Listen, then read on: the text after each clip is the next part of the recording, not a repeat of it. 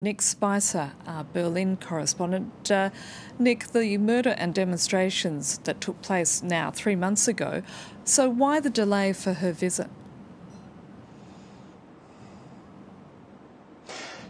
Angela Merkel has come under criticism from the woman who was actually receiving her to Chemnitz, the mayor, Barbara Ludwig, who said she should have come earlier. Ludwig, as well as the regional premier, Michael Kretschmer, had to deal with all kinds of questions about why these demonstrations were taking place. Right-wing demonstrations by neo-Nazis. Some men were arrested for doing the Hitler salute, as well as members of the Alternative for Germany, which is the anti-immigration party, now represented in the federal parliament, marching in the streets, counter-demonstrations, all kinds of mobilization around this murder, rumors about who took place, who might have been involved. And Angela Merkel stayed in Berlin. However, she did say that there was no place for hate on the streets of Germany, and she denounced a video in which two German-looking men attacked Arab-looking men, and it was substantiated after the fact. However, there was a scandal after one of the intelligence chiefs cast doubt on the video.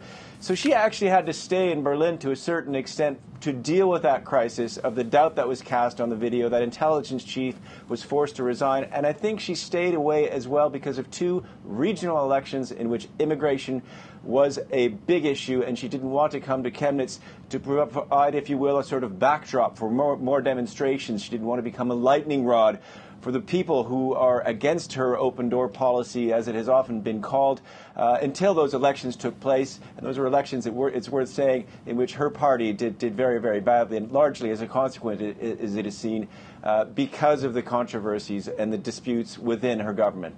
Is the Chancellor under as much pressure over this and immigration as before, despite having announced that she's actually leaving politics? I think you put your finger on the reason why she's under a lot less pressure. She's announced that she's leaving her post as the head of the Christian Democratic Union, and will be reporting from that summit in early December, that meeting.